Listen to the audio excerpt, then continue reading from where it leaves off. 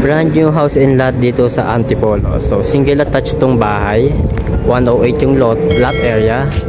At ang kanyang floor area is 80 square meter. 8 meters yung frontage. So napakalapad yan. So kaya dito ng 2 hanggang 3 sasakyan. Ayan. Pakalawak. So good for future expansions or modifications. Yan. Ito naman yung service area or ang laundry area. Yan. May bakod na rin yung bahay. At kung may papansin nyo, meron tayong lanay. So good for ventilations at natural light.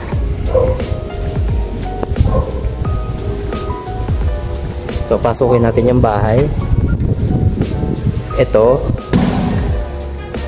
ang itong ground floor. So ito ang living area, dining area, ang air-shaped kitchen with free kitchen cabinet, lanay, then also toilet and bath with complete fixtures. Yan. 3 yung kwarto, 2 toilet and bath tayo, 2 rin. So 0 down payment lang, 50k lang reservation fee para ma-hold yung unit sa inyo. Okay, tayo ngayon sa second floor.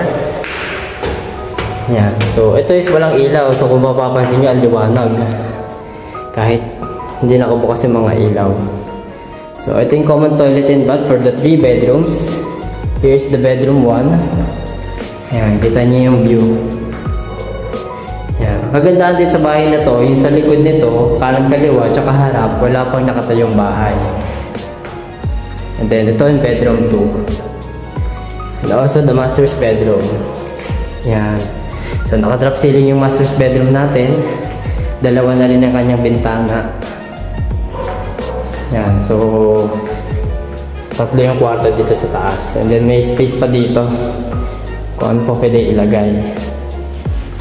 Yan. 0 down payment. Dito lang sa may Upper Antipolo. Sa mga gusto mag-viewing or mag-schedule, mag-message lang sa page. At please don't forget to like, share, and subscribe to our YouTube channel para updated kayo sa mga videos na uploads. So thanks for watching.